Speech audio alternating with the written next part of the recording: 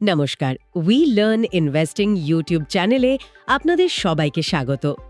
আজ ২৭শে অক্টোবর, সোমবার। বাজার তো বন্ধ হলো, আসুন আমরা একসাথে বসে একটু বোঝার চেষ্টা করি আজকের দিনটা ঠিক কেমন গেল শেয়ার বাজারের জন্য। নমস্কার। হ্যাঁ, আজকের বাজারটা সত্যি বেশ ইন্টারেস্টিং ছিল। অনেক কিছু ঘটল। একদম, দেখে তো মনে হচ্ছে যেন পুজোর রেশ, উৎসবের মেজাজটা বাজার এখনও কাটিয়ে উঠতে পারেনি। সেন্সেক্স ৮৪,৭০০ পার করল, নিফটি প্রায় ২৬,০০০ ছুঁয়ে ফেলল। বাইরে থেকে দেখলে তো দারুণ ব্যাপার। হ্যাঁ, হেডলাইনগুলো তো খুবই পজিটিভ। কিন্তু এই যে একটা জোরদার উত্থান দেখলাম আমরা, এর আসল কারণটা কি? পুরোটাই কি বিদেশের হাওয়া, নাকি আমাদের নিজেদের বাজারেরও জোর আছে এর পেছনে? আর এই যে এত আনন্দের পরিবেশ, এর নিচে কি কোনো টেনশনও কাজ করছে? এই সব নিয়েই আজ আমরা গভীরে যাব, শুধুমাত্র উই লার্ন ইনভেস্টিংয়ের দর্শকদের জন্য। ঠিক। আজকের আলোচনায় আমরা দেখব মেন ইন্ডাইসেস সূচকগুলো কেমন পারফর্ম করলো, কোন সেক্টরগুলো সামনে থেকে টানলো, কেন বাজার এতটা বাড়লো, আসল ড্রাইভার্সগুলো কি ছিল। আর অবশ্যই আগামী দিনে কোন বিষয়গুলোর দিকে আমাদের একটু সজাগ দৃষ্টি রাখতে হবে। আর আমাদের এই পুরো বিশ্লেষণটাই কিন্তু বাজারের নির্ভরযোগ্য তথ্য আর ডেটার উপর ভিত্তি করে করা। আমাদের লক্ষ্য একটাই, বাজারের এই যে এত জটিল চালচলন, সেটাকে যতটা সম্ভব সহজভাবে পরিবেশন করা, যাতে উই লার্ন ইনভেস্টিংয়ের সকল দর্শক আজকের বাজারের মূল চালিকা শক্তি আর সম্ভাব্য ঝুঁকিগুলো নিয়ে একটা স্পষ্ট ধারণা তৈরি করতে পারেন। তাহলে চলুন শুরুতেই একদম আজকের বাজারের মূল সংখ্যাগুলো দিয়ে শুরু করি। কি বলছে আজকের নম্বরগুলো? অবশ্যই, চলুন হেডলাইন নম্বরগুলো আগে দেখে নিই। S&P BSE সেন্সেক্স আজ ৫৬৬.৯৬ পয়েন্ট বেড়েছে, 0.67%, 0.67%। দিন শেষ করেছে ৮৪,৭৭৮.৮৪, 84,778.84। বাহ! আর নিফটি 50, সেটাও তো একটা বড় মাইলস্টোনের খুব কাছে চলে গিয়েছিল, তাই না? ২৬,০০০-এর কাছাকাছি। হ্যাঁ, একদম। NSE নিফটি 50 বেড়েছে ১৭০.৯০ পয়েন্ট, পার্সেন্টেজে বললে 0.66%, আর বন্ধ হয়েছে ২৫,৯৬৬.০৫-এ, 25,966.05। প্রায় ২৬,০০০ ছুঁয়ে ফেলেছিল দিনের মধ্যে। আচ্ছা, আর নিফটি ব্যাংকিং সেক্টর কেমন করলো? নিফটি ব্যাংক সূচকটার বৃদ্ধি আরও একটু জোরালো ছিল, ৪১৪.৬৫ পয়েন্ট পেরেছে, 0.72%, আর বন্ধ হয়েছে ৫৮,১১৪.25-এ, 58,114.25। তার লিডিং ইন্ডেক্সগুলো তো ভালোই সবুজ ছিল, বেশ স্ট্রং পারফরমেন্স। কিন্তু বাজারের সামগ্রিক স্বাস্থ্যটা বুঝতে গেলে শুধু বড় শেয়ারগুলো দেখলে তো হবে না। মিড ক্যাপ আর স্মল ক্যাপ কেমন পারফর্ম করলো? একদম ঠিক পয়েন্ট। দেখুন, মিড ক্যাপ সূচক আনুমানিক 0.92% বেড়েছে, আর স্মল ক্যাপ সূচক প্রায় 0.65% বেড়েছে। এটা ইঙ্গিত দিচ্ছে যে বাজারের উত্থানটা কিছুটা হলেও ব্রড বেসড ছিল, শুধু হাতে গোনা কয়েকটা বড় শেয়ারের মধ্যেই সীমাবদ্ধ ছিল না ব্যাপারটা। আচ্ছা, তাহলে মার্কেট ব্রেথ বা শেয়ার বাড়া কমার অনুপাতটা কি বলছে? সব শেয়ার কি এই র্যালিটা অংশ নিয়েছে, নাকি কিছু সেক্টরই টেনেছে? এখানেই ছবিটা একটু মিশ্র। দেখুন, NSE-তে ১,৫৪৯টি শেয়ারের দাম বেড়েছে, আর ১,৪৭৩টির দাম কমেছে। ও, তাহলে তো বেশ কাছাকাছি। হ্যাঁ, অ্যাডভান্স ডিক্লাইন রেশিওটা পজিটিভ, কিন্তু খুব যে আহামরি শক্তিশালী তা নয়। কিন্তু BSE-তে যদি দেখেন, সেখানে ২,৩০১টি শেয়ার বেড়েছে, আর ২,৩৬০টি কমেছে। BSE-তে কমা শেয়ারের সংখ্যাই বেশি। তার সূচকগুলো দেখতে ভালো লাগছে ঠিকই, কিন্তু BSEর ডেটা তো অন্য কথা বলছে। অনেক শেয়ারই তো পড়ল। তাহলে কি র্যালিটা শুধু এই লার্জ ক্যাপসের জন্যই? আপনার পর্যবেক্ষণ একদম সঠিক। BSEর ডেটা এটাই ইঙ্গিত করে যে আজকের উত্থানটা ছিল মূলত লার্জ ক্যাপ ড্রিভেন। র্যালির গভীরতা বা ব্রেথ ততটা শক্তিশালী ছিল না যতটা হেডলাইন নম্বরগুলো দেখে মনে হতে পারে। বাজার বেশ সিলেক্টিভ ছিল আজ। আর বাজারের ডেপথ, কটা স্টক তাদের 52 উইক হাই বা 52 উইক লোতে পৌঁছলো, এটা থেকেও তো একটা ধারণা পাওয়া যায়। হ্যাঁ, পাওয়া যায়। NSE-তে আজ ৭৬টি স্টক তাদের ৫২ সপ্তাহের সর্বোচ্চ স্তরে পৌঁছেছে, অন্যদিকে ৪৩টি স্টক তাদের ৫২ সপ্তাহের সর্বনিম্ন স্তরে নেমেছে। তার দুটো দিকেই মুভমেন্ট আছে। ধরুন, হিন্ডালকো ইন্ডাস্ট্রিজ আজ তার ৫২ সপ্তাহের সর্বোচ্চ দামে পৌঁছেছে। বোঝা গেল। বেশ একটা মিশ্র ছবি তাহলে ভেতরের দিকে। আচ্ছা, এবার আসি মূল চালিকা শক্তির কথায়। এই যে একটা দৃশ্যত শক্তিশালী বাজার দেখলাম, এর পেছনে মূল কারণগুলো কি ছিল? প্রথমে গ্লোবাল কারণগুলো নিয়ে কথা বলা যাক। বিদেশের খবর কতটা প্রভাব ফেলল আজ? দেখুন, আজকের বাজারের মূল ইঞ্জিন কিন্তু ছিল গ্লোবাল কিউজগুলোই। সবচেয়ে বড় খবরটা এসেছে ইউএস চায়না বাণিজ্য আলোচনা থেকে। সপ্তাহান্তে খবর পাওয়া গেছে যে দুই দেশের উচ্চপদস্থ কর্মকর্তাদের মধ্যে, যার মধ্যে ইউএস ট্রেজারি সেক্রেটারি স্কট বেসেন্টও ছিলেন, বাণিজ্য চুক্তি নিয়ে একটা সাবস্ট্যান্সিয়াল ফ্রেমওয়ার্ক বা উল্লেখযোগ্য কাঠামো তৈরির ব্যাপারে নাকি সহমতি হয়েছে। ওহ, এটা তো বাজারের জন্য খুবই পজিটিভ খবর। তার মানে কি এই যে দীর্ঘদিন ধরে চলা ট্রেড ওয়ার, সেটার অবসানের একটা আশা তৈরি হচ্ছে? বাজার কিন্তু ঠিক সেভাবেই বিষয়টাকে দেখছে। মানে এই খবরে বিশ্বজুড়ে বিনিয়োগকারীদের মধ্যে ঝুঁকি নেওয়ার প্রবণতা, যাকে আমরা বলি রিস্ক অ্যাপেটাইট, সেটা এক ধাক্কায় বেশ বেড়ে যায়। ফলে টাকা তখন তথাকথিত নিরাপদ আশ্রয়, যেমন ধরুন গোল্ড, সেখান থেকে বেরিয়ে শেয়ার বাজারের মতো ঝুঁকিপূর্ণ সম্পদে, মানে ইকুইটিজে ঢুকতে শুরু করে। হ্যাঁ, গোল্ডের দামও তো কম ছিল। একদম। গোল্ড থেকে বেরিয়ে ইকুইটিজে আসছে। ইউএস ট্রেজারি ইল্ডস বাড়ছে, কারণ বন্ড বিক্রি করে লোকে শেয়ার কিনছে। এর প্রভাব কি এশিয়ার অন্যান্য বাজারেও দেখা গেছে? মানে শুধু আমাদের বাজারেই নয়? অবশ্যই। জাপানের নিক্কেই সূচক 50,000 পার করেছে, ভাবুন একবার। দক্ষিণ কোরিয়ার কসপি 4,000 পার করেছে। এই গ্লোবাল রিস্কন ঢেউয়ের প্রভাবই কিন্তু ভারতীয় বাজারেও পড়েছে। আচ্ছা। এর সাথে আবার যোগ হয়েছে ইউএস ফেডারেল রিজার্ভ বা ফেডের পলিসি নিয়ে বাজারের প্রত্যাশা। ফেড নিয়ে আবার কি নতুন প্রত্যাশা? রেট কমানোর? হ্যাঁ, গত সপ্তাহে আমেরিকার কনজিউমার প্রাইস ইন্ডেক্স বা সিপিআই ডেটা, মানে মুদ্রাস্ফীতির একটা গুরুত্বপূর্ণ মাপকাঠি, সেটা প্রত্যাশার চেয়ে কিছুটা কম এসেছে। ও তাই? হ্যাঁ, এর ফলে বাজারে আশা আরও জোরদার হয়েছে যে আমেরিকার কেন্দ্রীয় ব্যাংক ফেড হয়তো সুদের হার কমাতে পারে। এই বুধবারেই তো তাদের এফওএমসি মিটিং আছে। বিনিয়োগকারীরা একটা ডাভিশ পলিসির আশা করছে, মানে এমন পলিসি যা অর্থনীতিকে চাঙ্গা করতে সাহায্য করে, যেমন সুদের হার কমানো। তাহলে এই দুটো বড় গ্লোবাল ট্রিগার, এক হলো ইউএস চায়না বাণিজ্য আলোচনায় অগ্রগতি, আর দুই হলো ফেডের রেট কমানোর আশা। এই দুটো মিলেই বিশ্বজুড়ে শেয়ার বাজারে টাকা এনেছে, তাই তো? একদম, এই দুটো কারণেই কাজ করেছে। এই কারণেই আমরা দেখছি গোল্ডের মতো সেফ হেভেন অ্যাসেটের দাম কমছে আর ইউএস ট্রেজারি ইয়েল্ডস বাড়ছে। ভারতীয় বাজারও এই বিশ্বব্যাপী পজিটিভ আবহাওয়া থেকে লাভবান হয়েছে, বলা যায় ভেসে গেছে কিছুটা। কিন্তু এখানে একটা প্রশ্ন আসছে, এই যে এত ভালো গ্লোবাল হাওয়া, এত আশাবাদ, সেই আবহে আমাদের নিজেদের বাজারের প্রাতিষ্ঠানিক বিনিয়োগকারীরা, মানে এফআইআই আর ডিআইআইরা কি করল? তাদের ভূমিকাটা কেমন ছিল আজ? এখানেই আজকের বাজারের একটা অত্যন্ত গুরুত্বপূর্ণ এবং কিছুটা বিরোধাভাসী বা কন্ট্রাস্টিং ছবি লুকিয়ে আছে। এফআইআইস মানে ফরেন ইনস্টিটিউশনাল ইনভেস্টার্স বা বিদেশি প্রাতিষ্ঠানিক বিনিয়োগকারীরা, তারা কিন্তু আজ ক্যাশ সেগমেন্টে নেট বিক্রেতা ছিল, নেট সেলার্স। কি বলছেন? এত ভালো গ্লোবাল সংকেত থাকার সত্ত্বেও এফআইএস বিক্রি করল? মানে গত শুক্রবার 24 তারিখে তো ওরা প্রায় 621.50 কোটি টাকার নেট কিনেছিল, তাই না? হ্যাঁ, ঠিক তাই। 621.50 কোটি কিনেছিল, আর আজ তারা উল্টো 55.60 কোটি টাকার শেয়ার বিক্রি করেছে, 55.60 crore। কিন্তু কেন? এর কারণ কি হতে পারে? Profit booking? সেটাই মনে হচ্ছে। হয়তো তারা এই উচ্চতায় কিছুটা প্রফিট বুকিং করেছে, অথবা এটাও হতে পারে যে ভারতীয় বাজারের বর্তমান যে প্রিমিয়াম ভ্যালুয়েশন, সেটা নিয়ে তারা কিছুটা চিন্তিত বা সতর্ক, তাই নতুন করে টাকা ঢালতে চাইছে না। তাহলে আসল প্রশ্নটা উঠছে, এফআইআইস যদি বিক্রেতা হয়, তাহলে বাজারকে এতটা ঠেলে ওপরে তুলল কারা? নিশ্চয়ই আমাদের দেশীয় ফান্ড হাউস বা ডিআইআইস। তাদের ভূমিকাটা কি ছিল? আপনি একদম সঠিক জায়গা ধরেছেন। ডিআইআইস অর্থাৎ ডোমেস্টিক ইনস্টিটিউশনাল ইনভেস্টার্স বা দেশীয় প্রাতিষ্ঠানিক বিনিয়োগকারীরা আজ বলতে পারেন ত্রাতার ভূমিকায় নেমেছিল। তারা ক্যাশ সেগমেন্টে বিশাল পরিমাণে কিনেছে, মোট 2492.10 কোটি টাকার নেট কেনাকাটা করেছে, নেট পারচেজেস। বাহ, প্রায় 2,500 কোটি টাকা। হ্যাঁ, 2492.10 crore।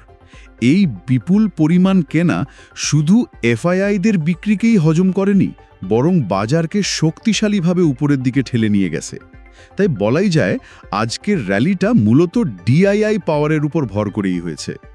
উই লার্ন ইনভেস্টিংয়ের দর্শকদের জন্য এই ডিআইআই বনাম এফআইআই ফ্লোয়ের ডাইনামিক্সটা বোঝা কিন্তু বাজারের অভিমুখ বোঝার জন্য খুব জরুরি, বুঝলেন? তার মানে গ্লোবাল হাওয়া অনুকূল ছিল ঠিকই, কিন্তু আজকের বাজারের আসল ইঞ্জিন ছিল আমাদের দেশীয় টাকা, যাকে আমরা অনেক সময় বলি ডোমেস্টিক ওয়াল অফ মানি। আচ্ছা, এর পাশাপাশি দেশের অভ্যন্তরীণ ম্যাক্রো ইকোনমিক বা নীতিগত দিক থেকে কোনো পজিটিভ সংকেত ছিল কি, যা বাজারকে সাপোর্ট দিল? হ্যাঁ, সেটাও ছিল। আজ অর্থমন্ত্রকের সেপ্টেম্বর 2025 মাসের মান্থলি ইকোনমিক রিপোর্ট প্রকাশিত হয়েছে। এই রিপোর্টে যদিও বিশ্বব্যাপী ঝুঁকি, যেমন ধরুন জিওপলিটিক্যাল টেনশনস বা প্রোটেকশনিজমের মতো বিষয়ের উল্লেখ করা হয়েছে। মানে ঝুঁকিগুলো স্বীকার করা হয়েছে। হ্যাঁ, স্বীকার করা হয়েছে, কিন্তু একই সাথে ভারতের অভ্যন্তরীণ চাহিদা বা ডোমেস্টিক ডিমান্ড, সার্ভিস সেক্টরের রপ্তানি এবং সাপ্লাই সাইডের উন্নতির উপর জোর দেওয়া হয়েছে।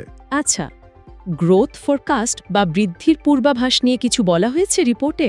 হ্যাঁ, রিপোর্টে আইএমএফ এবং আরবিআই উভয়ের দ্বারা ভারতের FY26 জিডিপি বৃদ্ধির পূর্বাভাস বাড়ানোর কথাও উল্লেখ করা হয়েছে। আইএমএফ বলছে 6.6% আর আরবিআই বলছে 6.8%। সরকারের এই যে একটা পজিটিভ মূল্যায়ন, এটা নিশ্চিতভাবেই দেশীয় বিনিয়োগকারীদের, বিশেষ করে ডিআইআইদের আত্মবিশ্বাস বাড়াতে সাহায্য করেছে। আর আরবিআই এর দিক থেকে কোনো তাৎক্ষণিক পদক্ষেপ, মানে লিকুইডিটি বা টাকার যোগান নিয়ে কোনো ব্যবস্থা নেওয়া হয়েছিল? হ্যাঁ, আরবিআই ব্যাংকিং সিস্টেমে যাতে টাকার অভাব বা লিকুইডিটি ক্রাঞ্চ না হয় তার জন্য বেশ তৎপর ছিল। তারা আজ দ্বিতীয়বারের জন্য 50,000 কোটির ওভারনাইট ভেরিয়েবল রেট রিপো বা ভিআরআর অকশন পরিচালনা করেছে। ওহ, 50,000 কোটি! হ্যাঁ, সহজ কথায় বললে এর মাধ্যমে আরবিআই সিস্টেমে টাকা ঢেলেছে। এটা ব্যাংকিং ব্যবস্থার যে ঘাটতি ছিল সেটা মেটাতে এবং ব্যাংকিং সেক্টরকে সমর্থন যোগাতে সাহায্য করেছে। তাহলে দেখা যাচ্ছে একটা বেশ জটিল মিশ্রণ কাজ করেছে আজ। একদিকে গ্লোবাল পজিটিভ খবর, অন্যদিকে এফআইআইদের কিছুটা সতর্কতা, কিন্তু সেই গ্যাপটা পূরণ করে দিল শক্তিশালী ডিআইআই ফ্লো, আর তার সাথে ব্যাকগ্রাউন্ডে ছিল সরকারের পজিটিভ রিপোর্ট আর আরবিআইয়ের লিকুইডিটি সাপোর্ট। দারুণ! এবার একটু সেক্টর আর শেয়ার ভিত্তিক আলোচনায় যাওয়া যাক। সেক্টরাল রোটেশন বা বিভিন্ন সেক্টরের মধ্যে পারফরম্যান্সের ওঠানামাটা কেমন ছিল? আজকের বাজারে একটা স্পষ্ট সেক্টরাল রোটেশন দেখা গেছে, মানে বিনিয়োগকারীরা ঝুঁকি নিতে বেশি আগ্রহী ছিল, তাই সাইক্লিক্যাল আর ভ্যালিউ ওরিয়েন্টেড সেক্টরগুলোতে ভালো কেনাকাটা হয়েছে। আর ডিফেন্সিভ সেক্টরগুলো? সেগুলো একটু পিছিয়ে ছিল। ডিফেন্সিভ বা রক্ষণাত্মক সেক্টরগুলো কিছুটা আন্ডারপারফর্ম করেছে। এটা একটা ক্লাসিক রিস্ক অন পরিবেশের লক্ষণ, মানে যখন বিনিয়োগকারীরা মনে করে অর্থনীতি ভালো করবে তখন তারা অর্থনীতির সাথে সরাসরি যুক্ত সেক্টরগুলোতে বেশি বিনিয়োগ করে। কোন কোন সাইক্লিক্যাল সেক্টর আজ ভালো পারফর্ম করলো তাহলে? নিফটি পিএসইউ ব্যাংক ছিল দিনের সেরা পারফর্মার, প্রায় 2.76% বেড়েছে। বাহ, প্রায় 3.25%। হ্যাঁ, এর পেছনে আরবিআই এর লিকুইডিটি সাপোর্ট আর সুদের হার কমার আশা দুটোই হয়তো কাজ করেছে। এছাড়া নিফটি রিয়ালটি মানে রিয়েল এস্টেট সেক্টর আর নিফটি অয়েল অ্যান্ড গ্যাস দুটোই 1%-এর বেশি বেড়েছে। নিফটি মেটাল বা ধাতু সেক্টরও প্রায় 1% বেড়েছে। এই ধরনের সেক্টরগুলোর বৃদ্ধি এটাই প্রমাণ করে যে বিনিয়োগকারীরা অর্থনীতির ঘুরে দাঁড়ানো নিয়ে বেশ আশাবাদী। এখানে একটা বিষয় একটু পরিষ্কার করা দরকার। আপনি বললেন নিফটি অয়েল অ্যান্ড গ্যাস বেড়েছে, কিন্তু কয়েকটা রিপোর্টে মনে হলো যেন এই সেক্টরটা পড়েছে এরকম একটা খবর ছিল। আসল চিত্রটা কি? হ্যাঁ, আপনার কথাটা ঠিক। একটা রিপোর্টে ভুলবশত এই সেক্টরে বড় পতনের কথা বলা হয়েছিল, কিন্তু একাধিক নির্ভরযোগ্য সূত্র এবং নিফটি অয়েল অ্যান্ড গ্যাস ইন্ডেক্সের ডেটা যদি দেখেন তাহলে দেখা যাবে এই সেক্টর আজ 1%-এর বেশিই বেড়েছে। আর এই সেক্টরের সবচেয়ে বড় কোম্পানি রিলায়েন্স ইন্ডাস্ট্রিজও তো আজ 2%-এর বেশিই বেড়েছে। তাই নিশ্চিতভাবেই বলা যায় অয়েল অ্যান্ড গ্যাস সেক্টর আজ ভালো পারফর্ম করা সেক্টরগুলোর মধ্যেই ছিল। রিপোর্টিংয়ে কিছু গণ্ডগোল ছিল হয়তো। আচ্ছা, বোঝা গেল। ধন্যবাদ এটা পরিষ্কার করার জন্য। আর কোন সেক্টরগুলো তাহলে পিছিয়ে ছিল, যেগুলো ডিফেন্সিভ বলছেন আপনি? হ্যাঁ, ডিফেন্সিভ সেক্টর যেগুলোকে সাধারণত বাজারে অনিশ্চয়তার সময় মানুষ নিরাপদ মনে করে, সেগুলো আজ একটু চাপের মুখে ছিল। যেমন ধরুন নিফটি ফার্মা মানে ওষুধ কোম্পানিগুলো, সেটা প্রায় 0.15% পড়েছে। নিফটি মিডিয়া পড়েছে 0.49%, আর নিফটি এফএমসিজি মানে নিত্য প্রয়োজনীয় পণ্যের কোম্পানিগুলো সেটা পড়েছে 0.75%। মানে রিস্ক অন আবহে যা হওয়া স্বাভাবিক আর কি। একদম। যখন বাজারে ঝুঁকি নেওয়ার খিদে বাড়ে তখন এই সেক্টরগুলো থেকে টাকা বেরিয়ে সাইক্লিক্যাল সেক্টরে যায়, এটাই স্বাভাবিক ট্রেন্ড। এবার আসা যাক কিছু নির্দিষ্ট কোম্পানি আর তাদের কর্পোরেট রেজাল্টস বা অন্যান্য খবরের দিকে। আজ তো বেশ কিছু কোম্পানির রেজাল্ট বেরোনোর কথা ছিল বা বেরিয়েওছে। ঠিক, আজ বাজার বন্ধ হওয়ার পর আদানি এনার্জি সলিউশনসের রেজাল্ট এসেছে। ওদের কনসলিডেটেড নেট প্রফিট গত বছরের তুলনায় 21% থেকে 28% মতো কমেছে, যদিও রেভিনিউ বা আয় 7% বেড়েছে।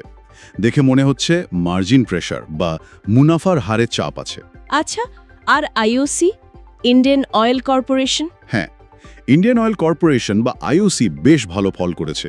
ওরা 7,818 কোটি টাকা লাভ দেখিয়েছে আর রেভিনিউ 4% বেড়েছে। এটা বেশ শক্তিশালী রেজাল্ট।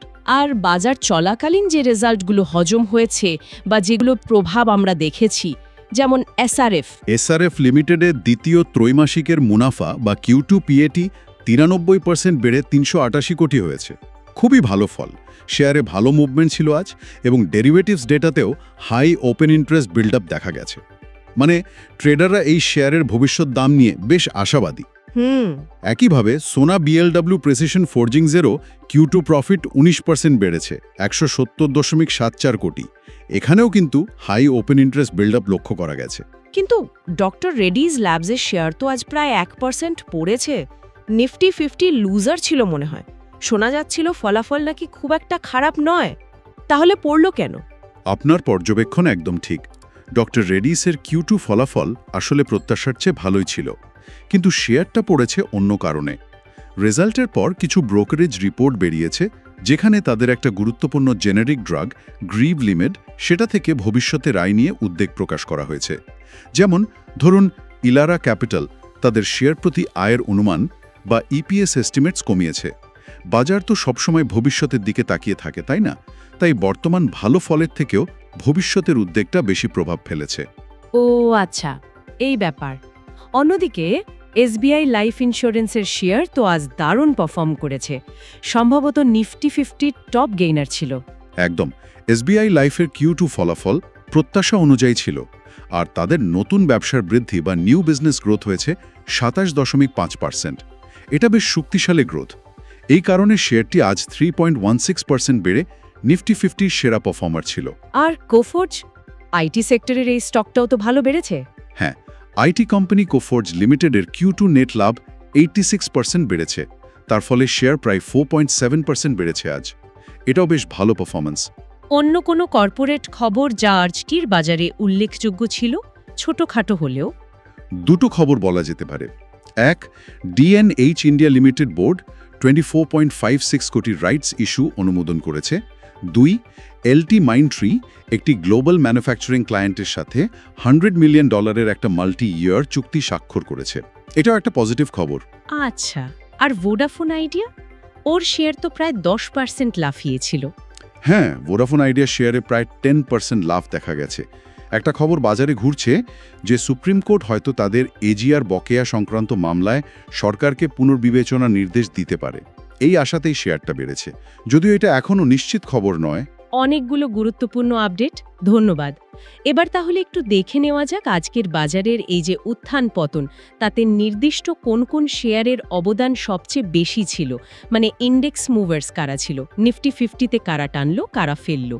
নিফটি 50-তে আজকের সেরা অফমাদের মধ্যে, মানে যারা সূচককে সবচেয়ে বেশি উপরে টেনেছে, তাদের মধ্যে প্রথম সারিতে ছিল অবশ্যই এসবিআই লাইফ প্লাস 3.16%, তারপর Bharti Airtel plus 2.50%, Reliance Industries plus 2.20%, State Bank of India plus 2.02 আর ইন্ডাসইন্ড ব্যাংক প্লাস 1.99%। তাহলে দেখা যাচ্ছে দুটো ব্যাংক, একটা ইন্স্যুরেন্স, টেলিকম আর রিলায়েন্স বেশ হেভিওয়েট সব। আর কোন শেয়ারগুলো সূচককে নিচে টানার চেষ্টা করেছে, মানে লুজার্স কারা?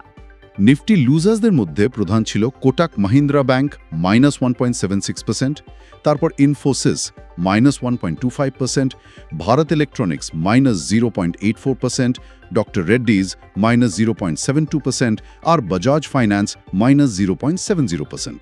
আচ্ছা, এখানেও দুটো বড় ফাইন্যান্সিয়াল নাম, কোটাক আর বাজাজ ফাইন্যান্স। আর ইনফোসিস, সেন্সেক্সের ক্ষেত্রে গেইনার্স আর লুজার্স কারা ছিল সেটাও যদি সংক্ষেপে বলে দেন। সেন্সেক্সের সবচেয়ে বেশি পয়েন্ট যোগ করেছে Bharti Airtel +2.71%, Reliance Industries +2.16%, IndusInd Bank +2.11%, Tata Motors +1.67% আর টাটা স্টিল +1.24%। মোটামুটি নিফটির মতোই প্যাটার্ন। আর লুজার্স? সেন্সেক্সকে নিচে টেনেছে Kotak Mahindra Bank -1.97%, Infosys -1.25%, Adani Ports -0.49%, Bajaj Finance -0.49% আর মাহিন্দ্রা অ্যান্ড মাহিন্দ্রা -0.32%। এখানেও কোটাক, ইনফোসিস, বাজাজ ফাইন্যান্স কমন। এই তালিকাগুলো দেখলে একটা প্যাটার্ন বেশ পরিষ্কার। ব্যাংকিং সেক্টরের মধ্যে একটা ভাগাভাগি দেখা যাচ্ছে। পিএসইউ ব্যাংক আর কিছু প্রাইভেট ব্যাংক যেমন ইন্ডাসইন্ড ভালো করেছে, কিন্তু কোটাক ব্যাংক চাপে ছিল। ইন্স্যুরেন্স ভালো করেছে, টেলিকম আর রিলায়েন্স তো ছিলই। অন্যদিকে আইটি থেকে ইনফোসিস আর ফাইন্যান্স থেকে বাজাজ ফাইন্যান্স, কোটাক, এরা প্রফিট বুকিং বা চাপের মুখে ছিল। একদম ঠিক ধরেছেন। আর আজকের বাজারের সবচেয়ে গুরুত্বপূর্ণ ভারতীয় উদাহরণ যদি বলি, সেটা হলো ওই ডিআইআই বনাম এফআইআই এর ফান্ড ফ্লো। যেমনটা আমরা আগে বিস্তারিত আলোচনা করলাম, ডিআইআইদের ওই প্রায় ২৫০০ কোটি টাকার মানে ২৪৯২.১০ কোটির বিপুল কেনাকাটা, যেখানে এফআইআই উল্টে ৫৫.৬০ কোটি বিক্রি করে দিল। এটাই আজকের র্যালির মূল চালিকা শক্তি ছিল। এটা কিন্তু ভারতীয় বাজারের একটা গুরুত্বপূর্ণ বৈশিষ্ট্য হয়ে দাঁড়াচ্ছে, যা উই লার্ন ইনভেস্টিংয়ের দর্শকদের মনে রাখা দরকার। বাজারের শক্তিটা এখন অনেকটাই দেশীয় হাতে। ঠিক। তাহলে এই পুরো দিনের আলোচনাটাকে যদি একটা সুতোয় বাঁধার চেষ্টা করি, আজকের বাজারের মূল গল্প বা মার্কেট ন্যারেটিভটা কি দাঁড়ালো, কি বুঝলাম আমরা? দেখুন, আজকের বাজারটা ছিল আসলে দুটো বিপরীত শক্তির লড়াইয়ের গল্প, একটা টানাপোড়েন। একদিকে ছিল বিশ্ববাজারের খুব শক্তিশালী পজিটিভ সংকেত, ওই ইউএস চায়না বাণিজ্য চুক্তির আশা আর ফেড রেট কাটের প্রত্যাশা। এই হাওয়াটা বাজারকে ওপরের দিকে ঠেলেছে, বিশেষ করে সাইক্লিক্যাল স্টকগুলোর চাহিদা বাড়িয়েছে। এটা গেল একটা দিক। আর অন্য শক্তিটা কি ছিল যেটা বাধা দিচ্ছিল? অন্য শক্তিটা ছিল অভ্যন্তরীণ সতর্কতা আর কিছু স্পষ্ট ঝুঁকির সংকেত, যেমন এফআইআইদের বিক্রি করে দেওয়া। তারপর ইন্ডিয়া ভেক্স বা ভলিটিলিটি ইন্ডেক্সের তীব্র বৃদ্ধি, প্রায় ৮.০০% বেড়ে ১২.৫১৭৫-এ পৌঁছে যাওয়া। এটা কিন্তু বেশ চিন্তার। হ্যাঁ, বাজার বাড়ার দিনে ভিক্স বাড়াটা তো স্বাভাবিক নয়। একদমই নয়। আর তার সাথে ছিল ভারতীয় টাকার ডলারের মোকাবেলায় উল্লেখযোগ্য পতন, ৪৩ পয়সা কমে ৮৮.২৬ নেমে আসা। এটাও একটা ঝুঁকির সংকেত। তাহলে এই দুই বিপরীত শক্তির লড়াইয়ে শেষ পর্যন্ত কোন শক্তিটা জয়ী হলো? শেষ পর্যন্ত দিনের শেষে আমরা দেখলাম ডিআইআইদের প্রচণ্ড ক্রয় ক্ষমতা, ওই যে বললাম ডোমেস্টিক ওয়াল অফ মানি, সেটাই জয়ী হয়েছে। দেশীয় ফান্ডগুলো বিদেশি বিনিয়োগকারীদের সতর্কতা এবং অন্যান্য ঝুঁকির স্পষ্ট সংকেতগুলোকে একরকম উড়িয়ে দিয়ে বাজারকে উপরে নিয়ে গেছে।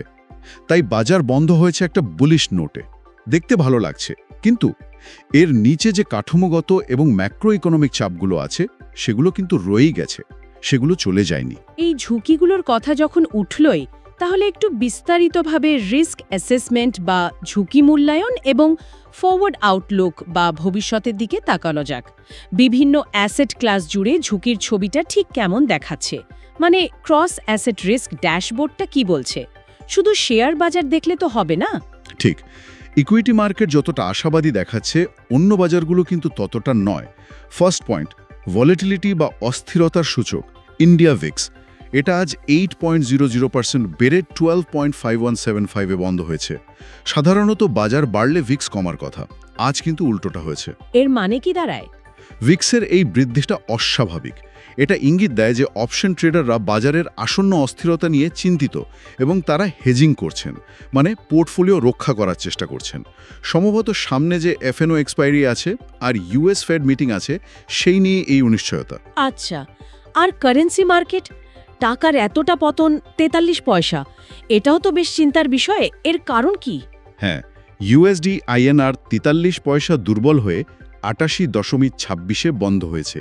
এর প্রধান কারণ হল বিশ্ববাজারে অপরিশোধিত তেলের দাম বৃদ্ধি। ব্র্যান্ড ক্রুড এখন প্রায় $66.40। আর তার সাথে আমদানিকারকদের দিক থেকে মাসের শেষের ডলারের চাহিদা। টাকার এই অবমূল্যায়ন আমাদের আমদানিকারকদের খরচ বাড়ায় এবং দেশের মুদ্রাস্ফীতির ঝুঁকি বা ইনফ্লেশন রিস্ক ও বৃদ্ধি করে। ক্রুড অয়েল বা অপরিশোধিত তেলের দাম বৃদ্ধি তো ভারতের অর্থনীতির জন্য এমনিতেই একটা নেতিবাচক বিষয়, তাই না? একদম।